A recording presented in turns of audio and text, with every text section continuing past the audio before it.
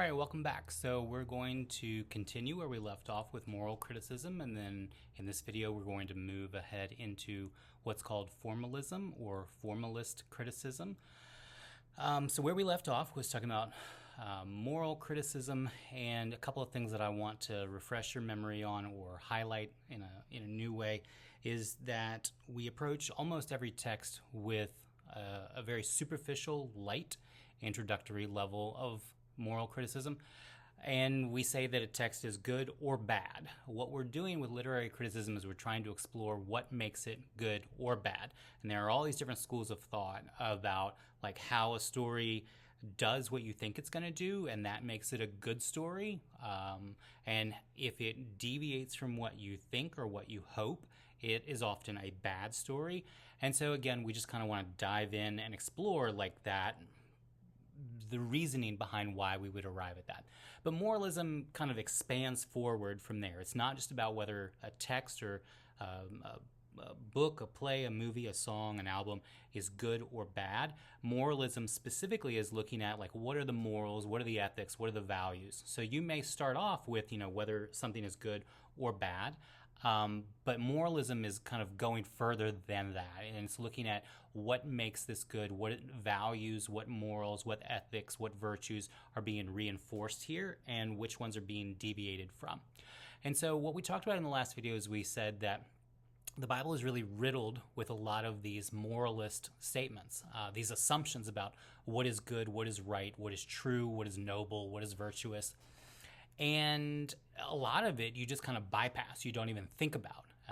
An example of this would be in Judges 19 through 21. There's a story about a member of the tribe of Levi, or a Levite, who has a concubine, and he and the concubine are traveling.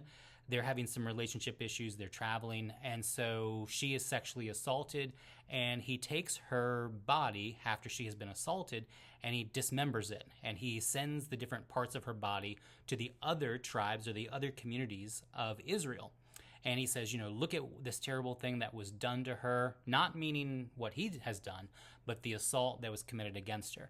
And he kind of calls the other communities to do something about this and to enact laws and enact a higher form of good and virtue. And this story is really quite shocking because it just kind of blows right past a lot of points that we should pause and we should question. First of all, you have someone who is a religious leader or a member of the religious community who has a sexual slave. That doesn't give you pause. They're traveling, they're having relationship issues. That doesn't give you pause. After all, this is very much a master-servant or powered hierarchical structure. And if they're having issues, like what's going on with that? Because they are definitely not equals. And that is worth examining as well. Furthermore, when she is assaulted, he just kind of leaves her to it. Doesn't really say too much about that. And then after the fact, he dismembers her body. And then he tells this story to the other members of the Israelite communities, plural, and says, look at this terrible thing that was done to her, meaning the assault, not the dismemberment.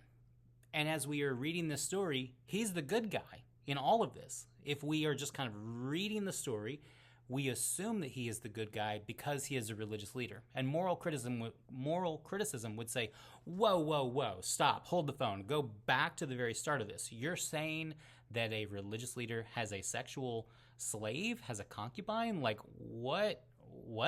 What was that about? And it would continue to examine this up to the point where he dismembers her body, and this is seen as a good thing.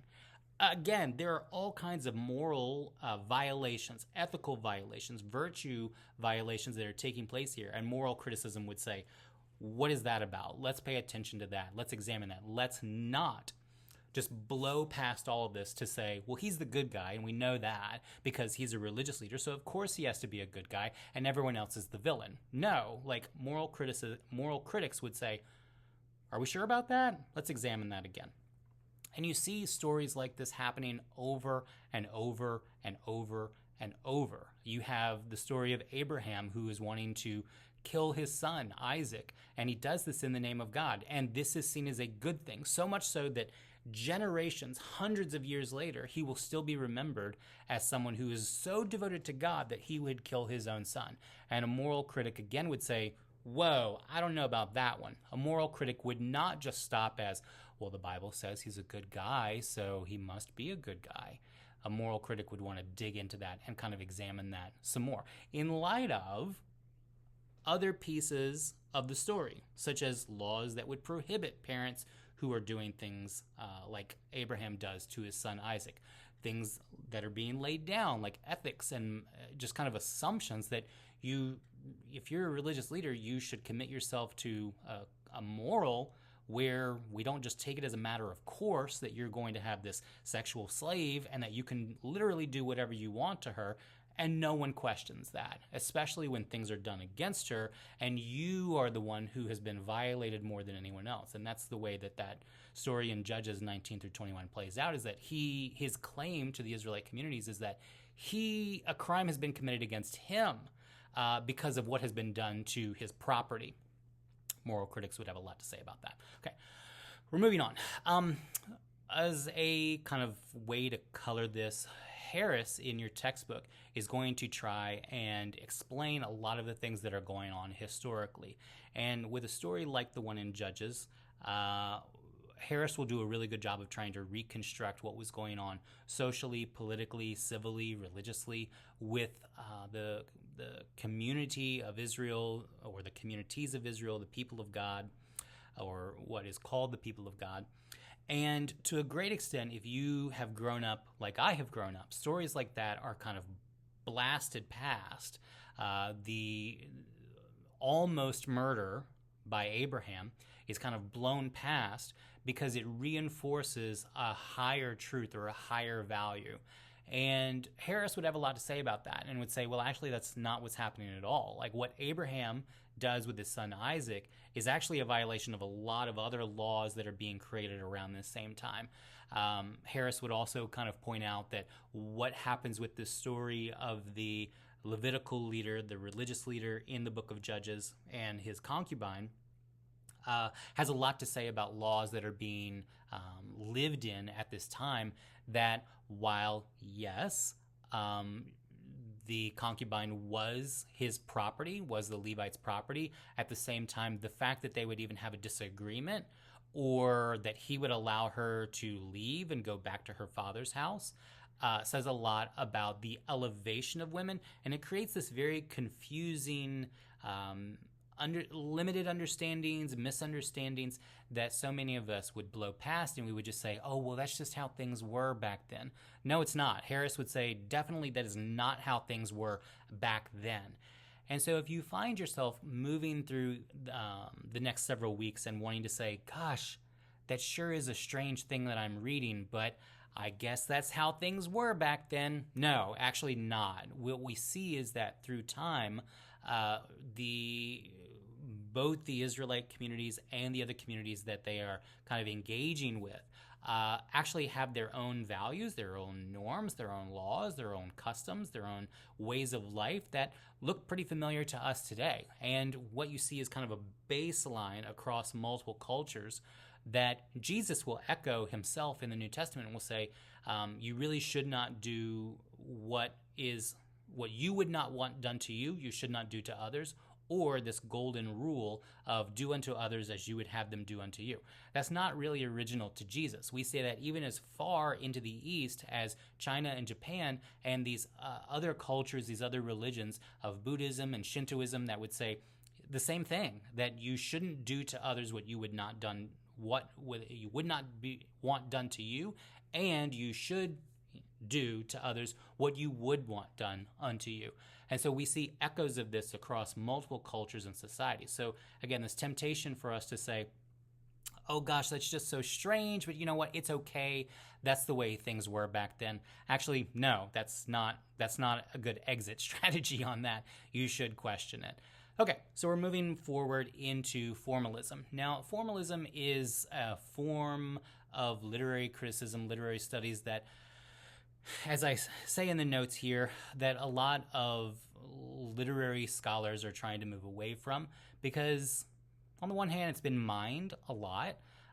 There's not really a whole lot of new stuff to be said in formalism, but also because at core, it really is just not that big of a deal anyway, that a text is unto itself. It should be seen on its own merits. It should not be compared to other texts. It should just be seen on its own merits. And for that reason, if we are going to apply formalism, what we do is we find each of the books of the Bible are not only isolated from their time and their circumstance or other texts that are being published around the same time, they're actually even isolated from one another. So the book of Genesis is isolated from the book of Exodus, and anything that happens in Genesis should not be compared to, or we shouldn't kind of critique the book of Genesis in light of Exodus or Exodus in light of Genesis. It is unto itself. Each book is unto itself. Now, this might be really helpful in a lot of ways for a lot of reasons. Primarily because it simplifies a lot of the work that you're going to be doing or that you would be doing with a text. If you are just looking at that one text, nothing else, you're looking at this text and judging it by its own merits, great. We can definitely do that. The problem with that, however, is that almost limits it too much. Even, again, talking just about the Bible, it limits itself too much because as we've seen with moral criticism, so much of what happens, we would just say, well, it's okay in this book. And if we are looking at it that way, this will be very, very problematic.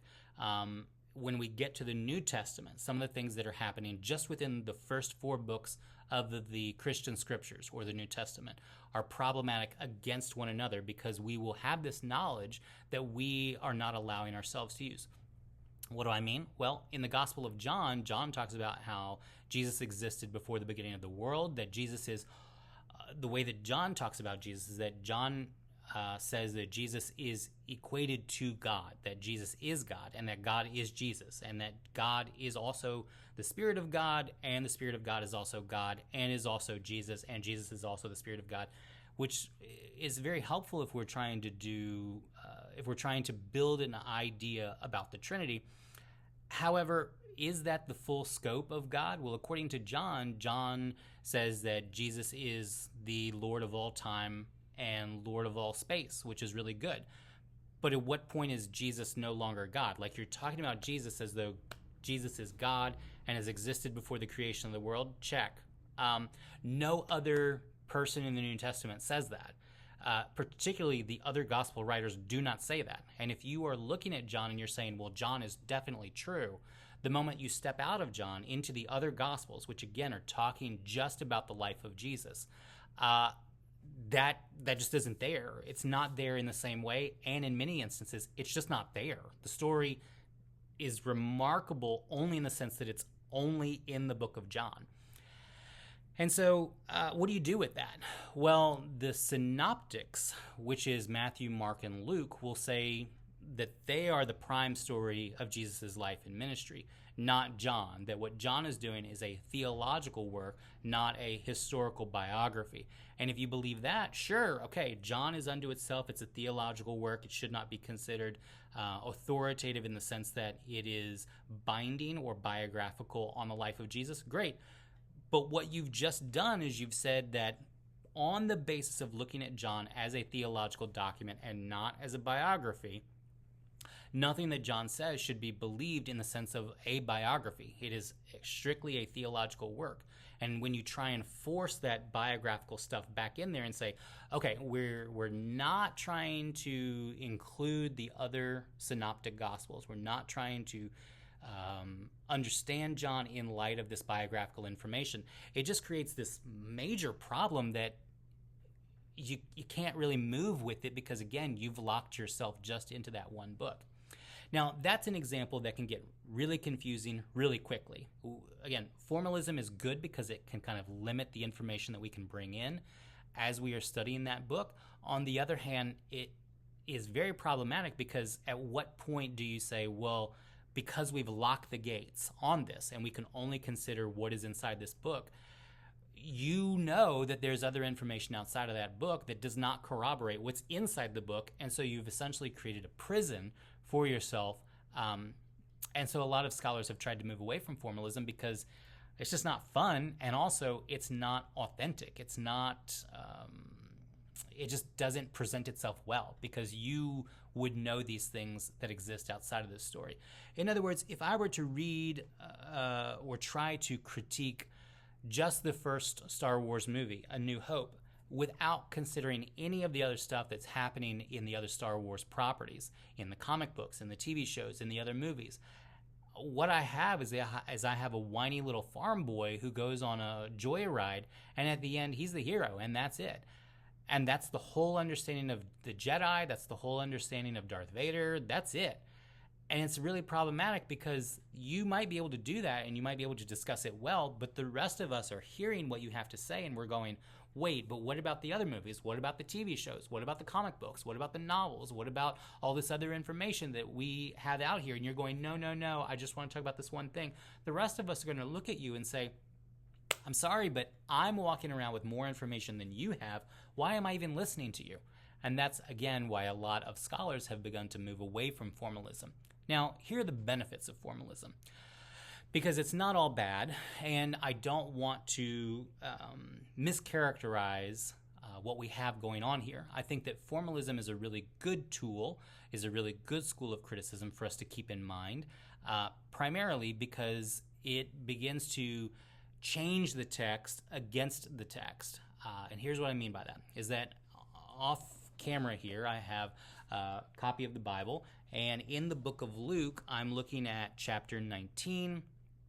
If you have a Bible and you're familiar with the Christian scriptures and with the Gospels, in the book of Luke chapter 19 we start off and we have this story about a tax collector by the name of Zacchaeus. And there are a couple of important things that we need to know about this story. One is that Zacchaeus is apparently a small person. We don't know if he has dwarfism or some other kind of genetic thing going on that would limit his height. We don't know if he is like me, where I'm not that tall. I say that I'm 5'9". My wife says that I'm 5'7". I maintain that I'm 5'9". And so whatever is going on with his height, that is probably the thing that is most well known about this story, is that Zacchaeus, if you grew up in church, you might have heard a song about Zacchaeus being a wee little man. A wee little man was he. He climbed up in a sycamore tree for the Lord he wanted to see. And so there's this story about Zacchaeus where he's very short. He wants to see what's going on with this minister traveling around by the name of Jesus. And so he climbs up in a tree. And Jesus is walking past and he sees Zacchaeus and he says, come down from there. And what you have is you have this discussion that's going back and forth between Jesus and Zacchaeus, where Zacchaeus says, well, I'm just trying to see who you are. And Jesus says, well, what I see in you is that you're willing to do whatever it takes to see me. And, you have isolated yourself in this tree. You are away from the community. And what I want to do is I want to validate you, and I want to come to your home and I want to have a meal with you. So there is a lot for us, using formalism, there's a lot for us to pay attention to here. One is that whatever is going on with this guy Zacchaeus, whether he has height issues or genetic issues, whether he is just short like I am, whatever his thing is, the most important thing in him is that the rest of the community that is around him will not make space for him. And so the only way that he can see Jesus is not to be part of the crowd, but instead to separate himself from the crowd. And Jesus says, I don't want you to do that. I want to commune with you, which is a really good thing. There's a lot for us to unpack there in terms of formalism, particularly because in Luke, Jesus spends so much time talking about, who's in, who's out, who you can have meals with, who you shouldn't have meals with. And we see this through the other gospel stories as well. We even see this to some extent in John, is that Jesus is continually trying to bring people into community with one another. And there is a lot for us to play with in that sense, just in the book of Luke. But a formalist would not limit themselves to that. A formalist, and again, I'm showing you the Bible here, a formalist would say that we have this story starting in chapter 19, but in chapter 18, we have all of these other stories of people who are wealthy, who are tax collectors, who are wealthy in different ways. And so Zacchaeus is not remarkable in the sense that he is a short person. He is remarkable in the sense that he is a tax collector. He is someone that is continually taking money, taking resources from the community, is in a sense stealing from them and profiting from them. He is a rich person who is taking money from his own community and benefiting from it and is giving nothing back. And that is where the story with Zacchaeus kind of culminates, is that Zacchaeus says, on his own volition, he says, I have defrauded people, I have stolen from people, and I promise, I pledge. He makes this pledge to Jesus, and he makes this pledge to everyone who can hear him. He says, I will give back fourfold what I have taken from them. And that's where the story ends. But in chapter 18, what we see is we have other rich individuals who, looking at chapter 18, there's the story of another tax collector, there's Jesus blessing the children, and then the rich man's question at the end of 18. And so you have multiple stories of rich people who are approaching Jesus and are saying, what must I do to get my life right? How do I do this? So the rich young ruler comes to Jesus and says, I've done everything. I've fulfilled the law. I've done all of these great things. I've, given money to people. I've done everything that I can help. And Jesus says, that's so great. It's so great that you get up at 4 a.m. and you read the scriptures. It's so great that you do all these things, that you pray. I'm going to ask you now to give away everything that you own and give it back to the community. And the rich young ruler says, I'm out. Peace.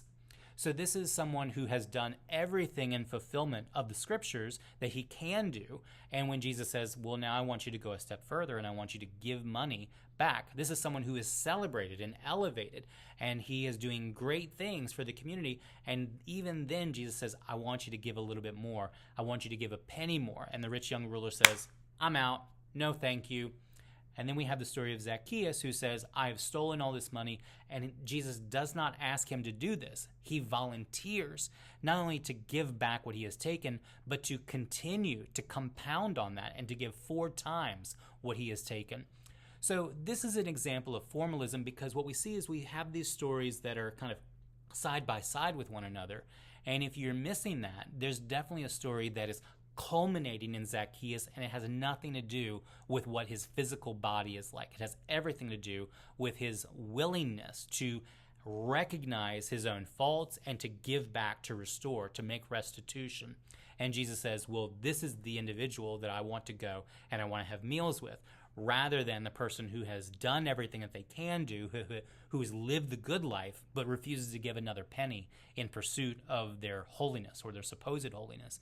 And a formalist would say, well, looking at the book, looking at these stories just on their own merit, not bringing in Matthew, not bringing in Mark, not bringing in John, not bringing in any other book, just in this book, the story will kind of rub up against itself and will begin to tell you things and will elevate things. And a formalist would say, this is important too, that we cannot just try and pull all of this extra information from outside of it. Very often, a story will tell you what it wants to say inside of its own story, and we can very well look at the story on its own merits without having to bring in all this extra information.